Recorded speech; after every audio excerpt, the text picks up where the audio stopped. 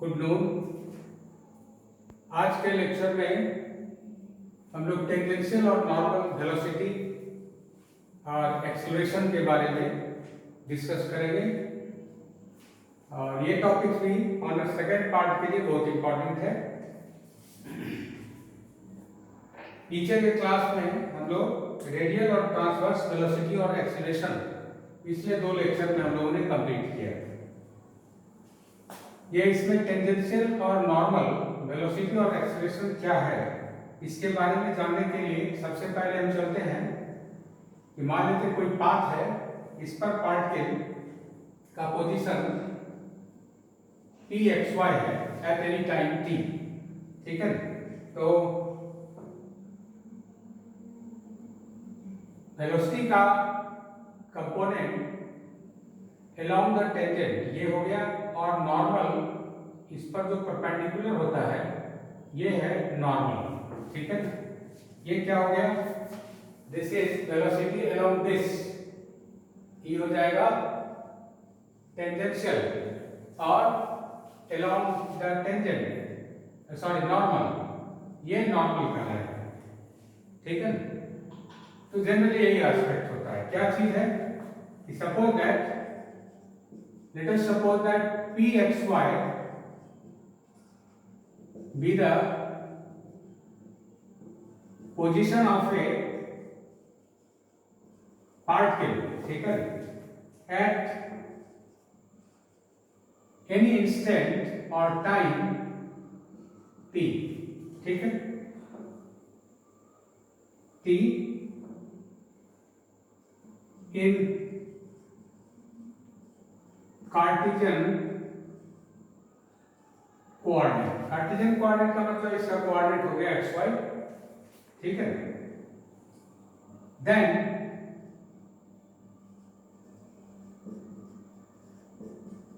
Resolve part, ये resolve part किसका, of the velocity, और अगर एक्सीलरेशन निकालना हुआ तो रिजॉल्व पार्ट ऑफ एक्सीलरेशन, ठीक है। जैसा है रिजॉल्व पार्ट ऑफ वेलोसिटी और एक्सीलरेशन एट p, ठीक है, अलोंग द टेंजेंट, ठीक है, अलोंग द टेंजेंट, कहां पर, tangent at p is called the tangential. कौन सा, टेंजेंशियल वेलोसिटी। और अगर एक्सीलरेशन का लेंगे तब यहां हो जाएगा एक्सीलरेशन, रिजॉल्व ये एक्सीलरेशन एट p, ठीक है। सिमिलरली रिजॉल्व पार्ट कर सकते हैं इसमें,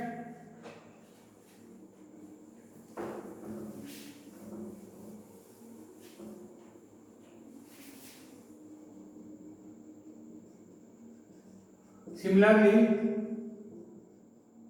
resolve parts of the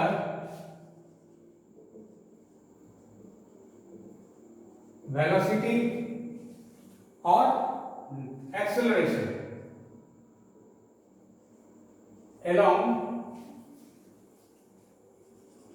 the normal at p, ठीक है, along the normal at p is called normal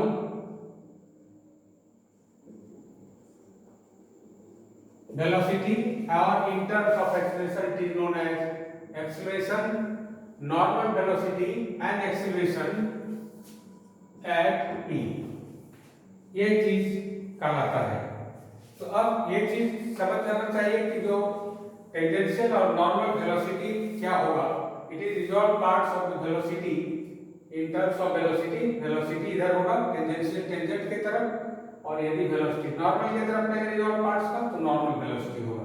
अब इसी का एक्सप्रेशन निकालना है, एक्सप्रेशन के लिए निकालेंगे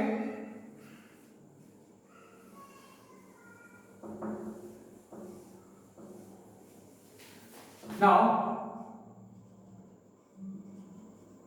tangential and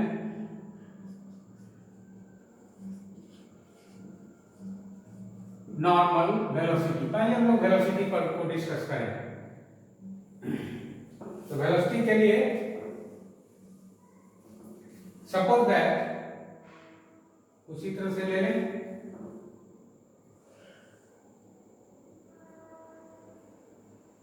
कोऑर्डिनेट एक्सिस ले लीजिए, ओ इज द ऑरिजिन, है ना। मेजरमेंट के लिए जरूरी है ऑरिजिन और रेफरेंस फ्रेम का होना जरूरी है, इसलिए इसमें ले लेंगे and this is the path of the particle. तो इस पर हम क्या करते हैं, सपोज दैट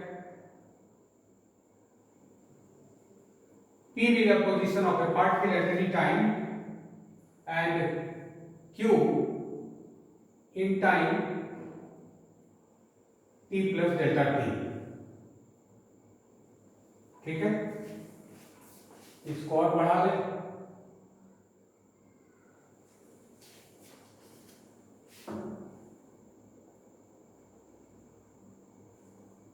ठीक है।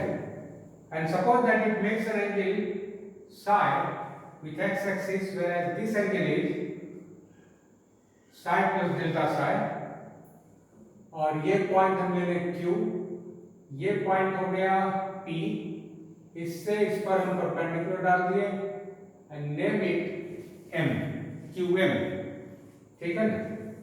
And O is this and A is any fixed point here, and suppose that this angle यहाँ जो कि P पर है, तो P पॉइंट पर जो नॉर्मल होगा, नॉर्मल का डायरेक्शन इधर हो गया, ये P पॉइंट पर नॉर्मल इधर हो गया और इस डायरेक्शन में टेंजेंट हो गया। बस इतना ही चीज है। हम इसको पहले एक्सप्लेन कर लें क्या है। Suppose Pxy and Q, Q का कोऑर्डिनेट क्या ले लें, x plus delta x plus and y plus delta y be the position of a particle, ठीक है ना, in time t and t plus delta t respectively, ठीक है। and let A be the fixed point on the path, ठीक है। such that ऐसा करते हैं इसमें arc AP is equal to S, whereas ये हो गया S, and arc AQ is equal to S plus delta S, therefore arc PQ ये कितना हो जाएगा, तो दोनों का difference that is delta S, मिल गया, ठीक है। नेक्स्ट सेक्शन में आप क्या करते हैं, ये आर्क PQ निकल गया डेल्टा S। अब P और Q पर जो टेंजेंट है, let tangents at P and Q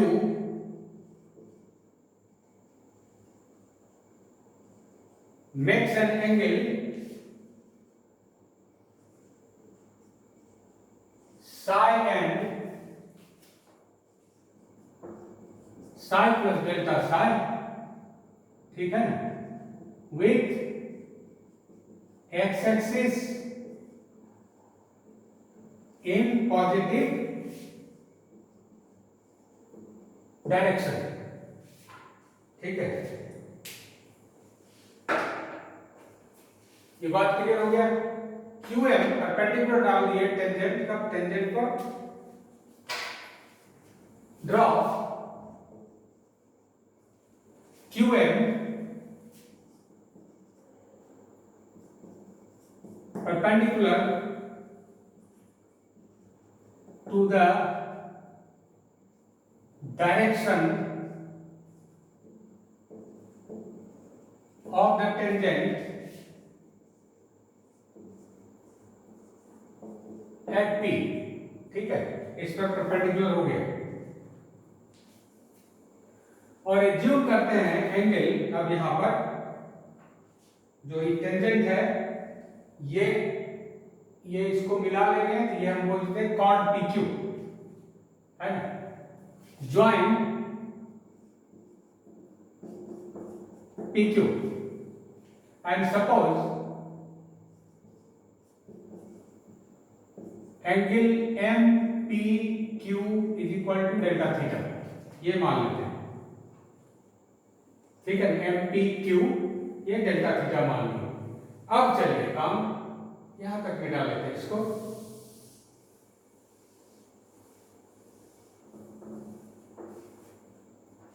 now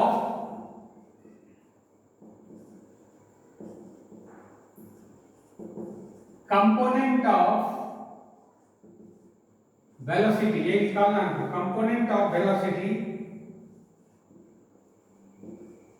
along the tangent at P, ये निकालना है।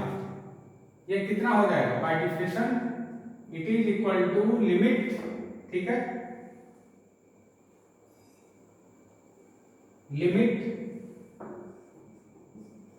Delta t tending to zero, change of velocity in time delta t कितना होता है निकालना है, इज इक्वल टू, अच्छा पहले इसको लिख लीजिए, बाय डिफिनेशन को समझने में क्लियर हो जाएगा कि rate of change, rate of displacement,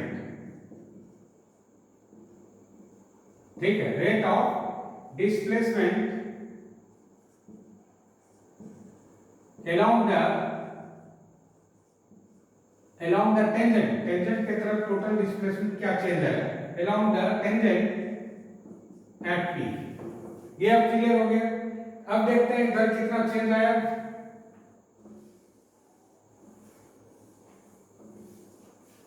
that is equal to limit delta t tends to zero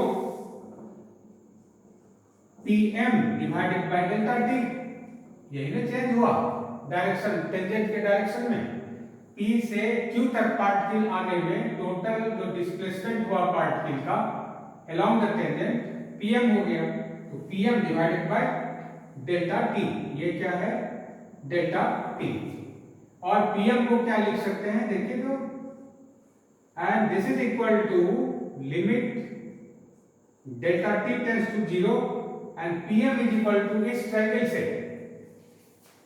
कैसा है, इस तरह का ना हो गया,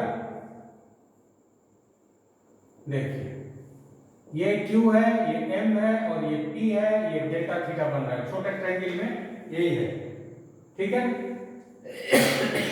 इसमें PM निकाल लीजिए, PM is equal to obviously PQ cos delta theta, तो कितना हो गया, दैट इज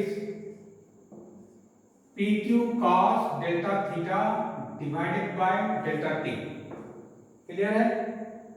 नाउ अब देखिए क्या है कि डेल्टा थी, जो P और Q ये दोनों क्या है, इट इज पॉइंट्स, देखिए ये दोनों पॉइंट क्या है, डेल्टा टी टाइम में ट्रेवल किया हुआ पॉइंट है, मतलब P और Q एक दूसरे के बहुत निकट है, तो एंगल भी जो डेल्टा थीटा होगा ये बहुत छोटा होगा, तो यहां लिखेंगे कि as delta theta is small, therefore cos delta theta tends to 1, ठीक है, therefore इतना बराबर क्या हो गया, therefore इसको क्या बोल देंगे, this is called tangential velocity, therefore tangential velocity is equal to limit delta t tends to 0 cos delta theta 1 बन गया, तो बच गया PQ divided by delta t, यही मिल गया। अब देखिए PQ और quad PQ में क्या अंतर है। PQ मीन आर्क PQ, यहां पर क्या है आर्क PQ। कैसा है, इस तरह का है, देखिए इस तरह का है, ये P से Q में, ये हो गया आर्क PQ। ये क्या है quad PQ। और जैसे जैसे ये दोनों बहुत निकट होगा, ये दोनों ही कंसाइड कर जाएगा। मतलब हो गया कि दोनों का अगर रेशियो निकालेंगे तो यानी कि लिमिटिंग वैल्यू 1 मिलेगा। इसका मतलब हो गया, इसको हम लिख सकते हैं limit delta t tends to 0। यहाँ PQ का मतलब कार्ड है ना, ये that is PQ divided by delta S and delta S by delta t, या इसको एक बार में वैसा लिख दें by arc PQ and arc PQ by delta t, and this PQ mean chord PQ। तो अब क्या हो गया, that is limit delta t tends to 0, ये क्या बन जाएगा 1 इंटू ये क्या हो गया delta S by delta T. ठीक है, और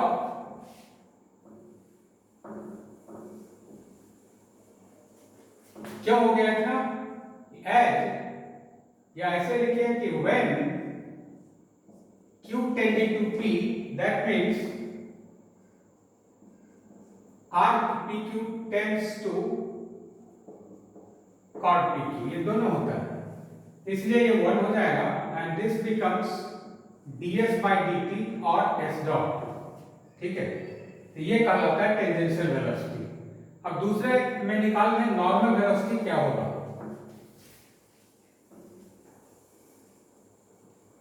सिमिलरली या ऐसा लिख दें also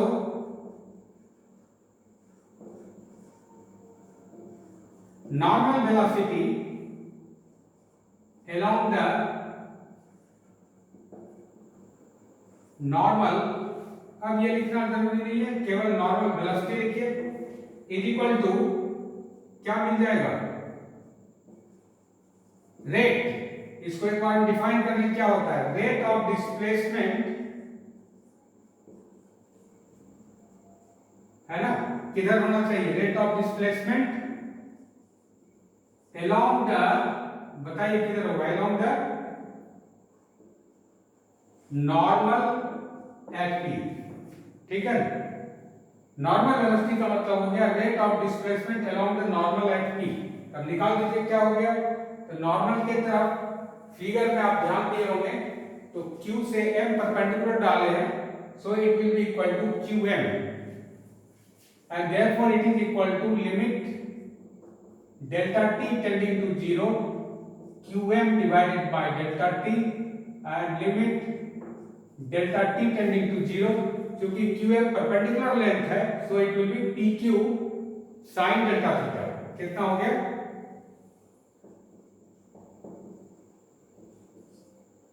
divided by delta T. आपके पास अगर फिगर है तो बैक करके आप फिगर में देख सकते हैं, it is equal to pq sin delta theta. और क्या है, this is equal to limit delta t tending to 0, it gives pq divided by delta t into delta theta। क्यों आ गया ऐसा, since delta theta is small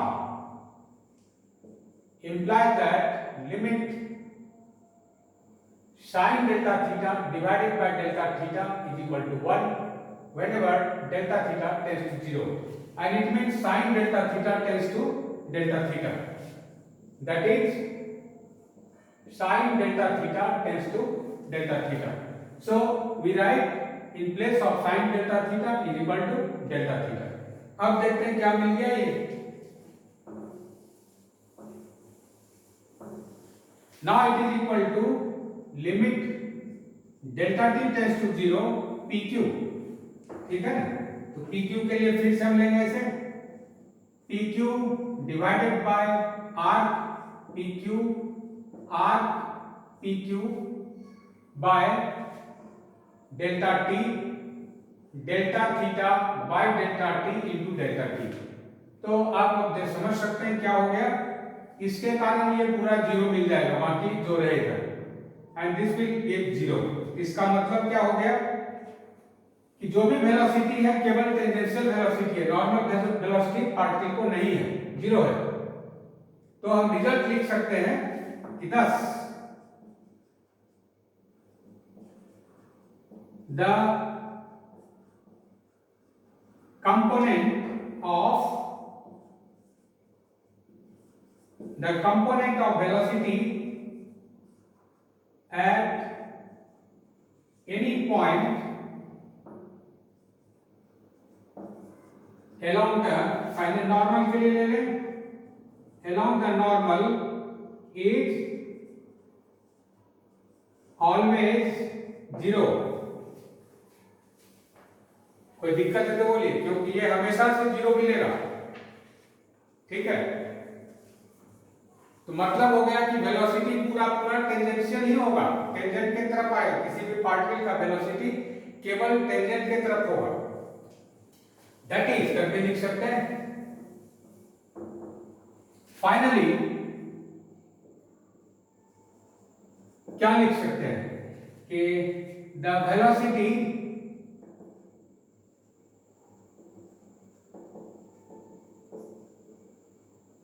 of a particle is, क्या हो जाएगा, of a particle is wholly tangential and always and wholly tangential, it is always and wholly tangential, ऐसा बोल सकते हैं। दैट इज, या ऐसे भी लिख सकते हैं, that is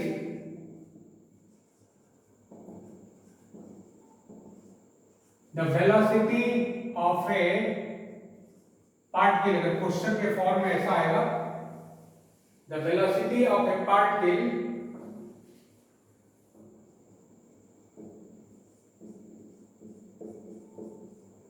moving in a plane, ठीक है, इज always, ठीक है, and wholly along the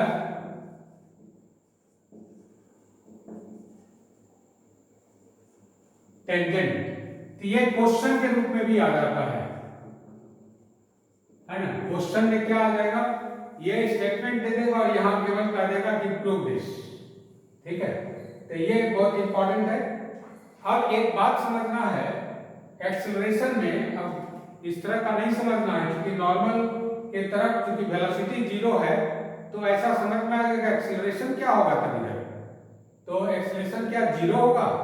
बिल्कुल नहीं, एक्सेलरेशन जीरो नहीं होगा, क्योंकि वेलोसिटी का जो चेंज होगा एक्सेलरेशन देगा। तो एटलीस्ट वन वेलोसिटी तो है उसको, दैट इज टेंजेंशियल।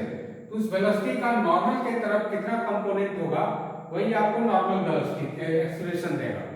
इसका मतलब है कि एक्सेलरेशन में वेलोसिटी नॉर्मल वेलोसिटी जीरो है, लेकिन नॉर्मल एक्सेलरेशन मिलेगा। तो अब नेक्स्ट में हम चलते हैं, टेंजेंशियल एंड नॉर्मल एक्सेलरेशन क्या होगा नेक्स्ट सेक्शन में।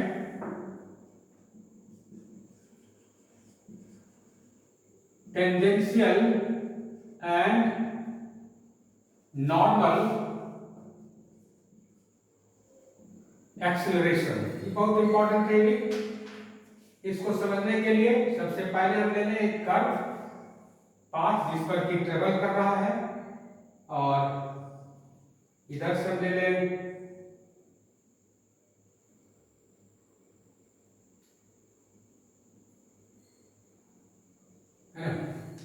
और एक पॉइंट Q पर ले लें,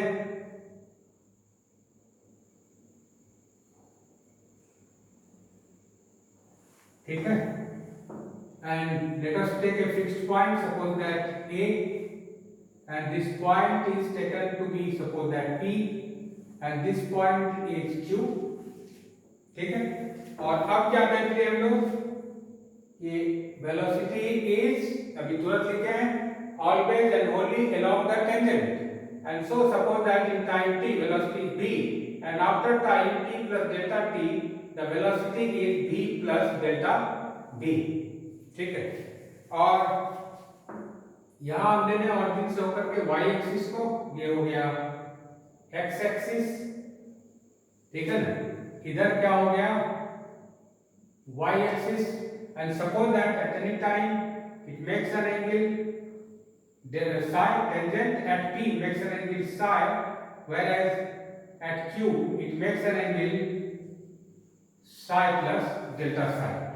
ठीक है, इस पॉइंट का नाम ले लेते हैं t, इसको करते हैं t डैश, ठीक है, और इस पर normal,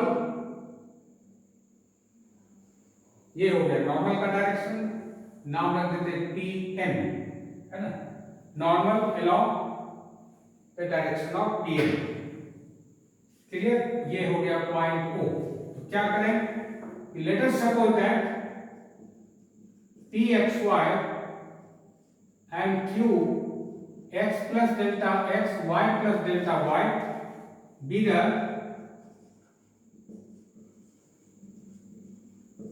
position of a particle taken in time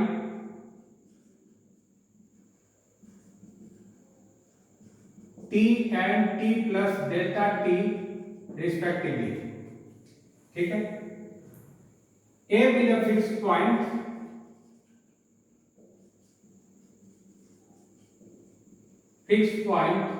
on the path of the curve, है ना, सब दैट इसमें लिख सकते हैं कितना हो गया, arc PQ is equal to S, whereas arc PQ नहीं, arc AP is equal to S, whereas arc AQ is equal to S plus delta S, and which gives, this implies that arc PQ is equal to delta S हो गया। ठीक है, दूसरा discussion tangent के लिए कर दीजिए इसमें। Let us suppose that tangents at P and Q makes an angle psi and psi plus delta psi respectively। Let tangents at P and Q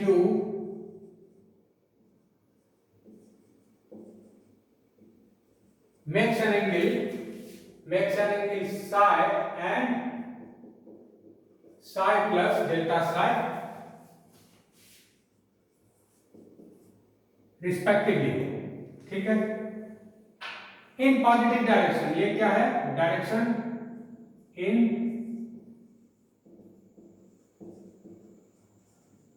positive direction, ये जरूरी है।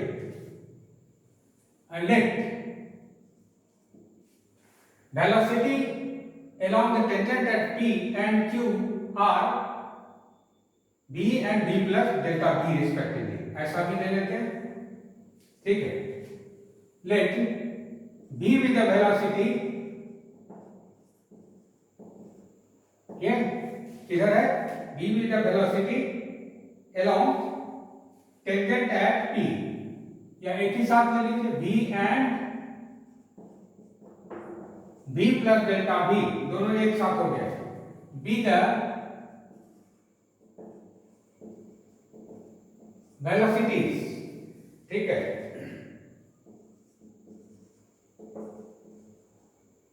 of the particle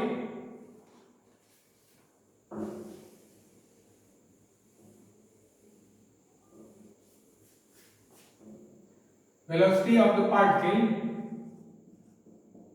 at time t and t plus delta t respectively। ठीक है, कहां पर हो गया, P और Q पर, that is at P and Q respectively। ठीक है, ठीक है, इसको रख दीजिए। और आप जानते हैं कि velocity is wholly along the tangent and we know that velocity is always and wholly along the tangent, इससे P और Q पर जो नॉर्मल है उसके अलावा वेलोसिटी नहीं मिलेगा। मतलब हो गया that is there will be no velocities, है ना, किधर along the normals at P and Q, P और Q पर जो नॉर्मल है उधर एक भी वेलोसिटी नहीं होगा। अब इस तरह को मिटा देते हैं। अब देखिए क्या हो गया। अब हमको निकालना क्या है, इधर जो वेलोसिटी है v प्लस डेल्टा v, इसका रिजॉल्व पार्ट से यहां निकाल दीजिए। As you know that this angle is delta psi, ठीक है ना। Now here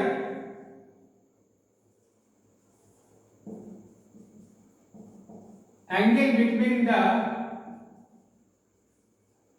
tangents at P and Q is equal to delta psi, ठीक है, इसमें कोई दिक्कत नहीं है। and therefore components of the velocity कौन सा, v प्लस डेल्टा v का along v plus delta v along the tangent and normals are, बताइए इसके कारण इधर कितना बनेगा component, that is v plus delta v, जितना एंगल बनता है उसका cosine, so cos delta Sai, and उसी तरह से v प्लस डेल्टा v आई इंटू साइन डेल्टा साई, ठीक है। तो ये मिल गया। अब बहुत आराम से आप निकाल सकते हैं। Therefore टेंजेंशियल एक्सीलरेशन निकाल दीजिए, कितना हो जाएगा। Therefore पहले निकाल देते हैं इतना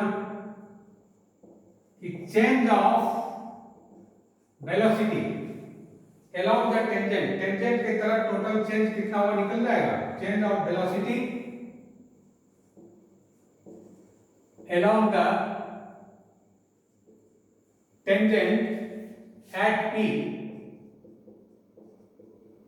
in time delta t is equal to, तो t plus delta t time में इधर कंपोनेंट कितना हो गया, ये कोसाइन वाला है ना, ये हो गया कितना, is equal to b plus delta v into cos delta psi, और t टाइम में वेलोसिटी है v, and since delta psi is small imply that cos delta psi tends to 1, ठीक है। इसको ब्रैकेट में लिख देंगे, that is b plus delta b बस minus b, since delta psi is small imply that cos delta psi tends to 1, ये मिल जाएगा, ठीक है। तो अब देखिए v भी कैंसिल हो गया, तो बचा कितना, this is equal to delta v। और निकाल लेते हैं also change of velocity along the normal, चलिए फिगर को हटा लें।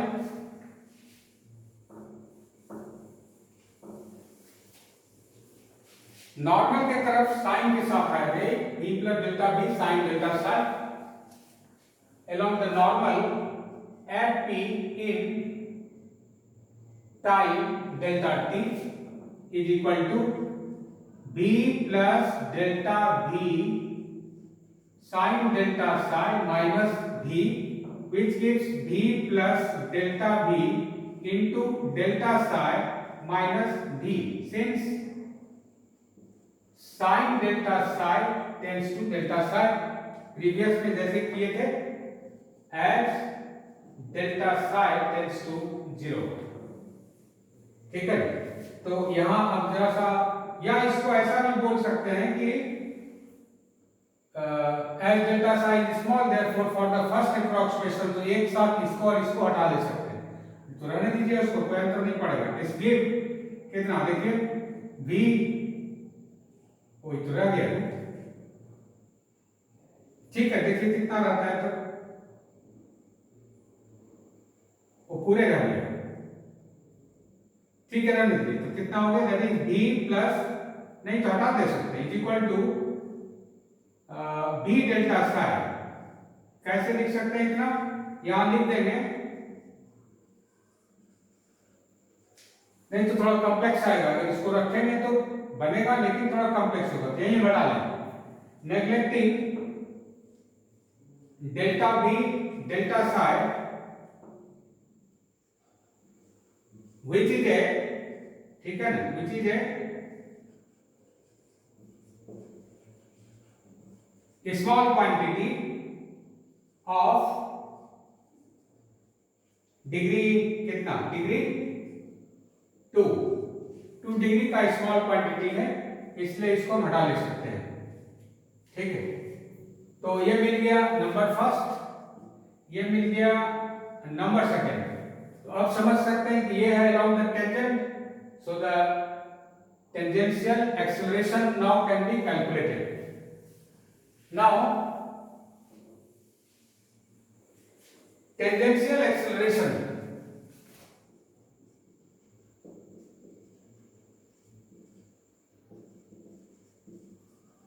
टेंजेंशियल एक्सेलरेशन बताइए अब क्या हो गया, is equal to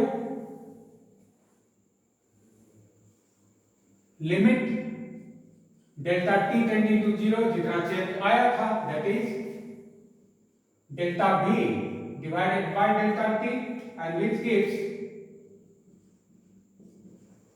dv by dt। और v का मान हम लोग निकाले हुए थे, v कितना आया था, है ना, उससे निकाल ले सकते हैं, दैट इज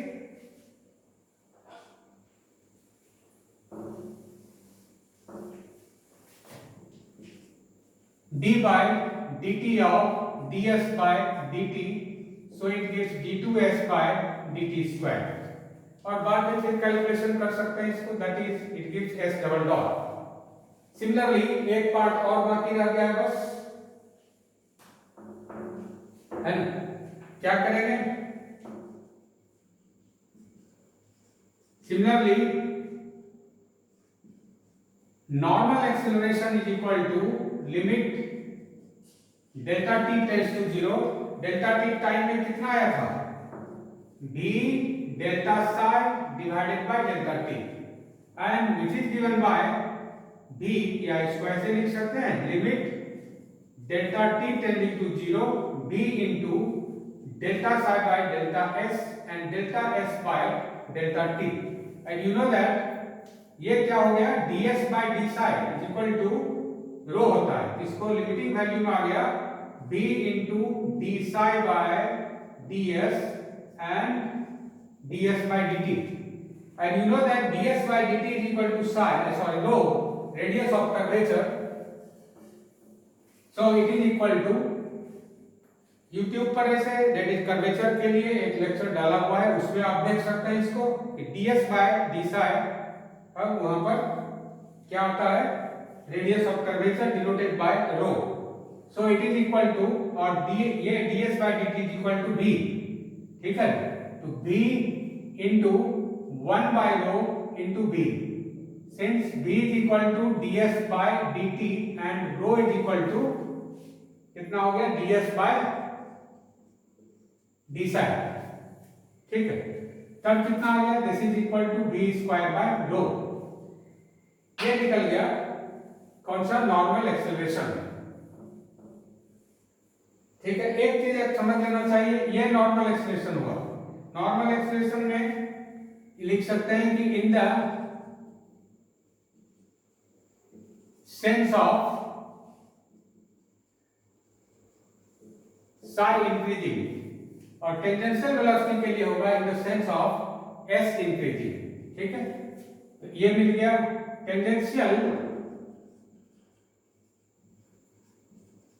एक्सप्रेशन जो आया था, इसको हम ऐसे भी लिख सकते थे, क्योंकि आया dv by dt, so you can write dv by ds and ds by dt, so is equal to v dv by ds भी लिख सकते हैं।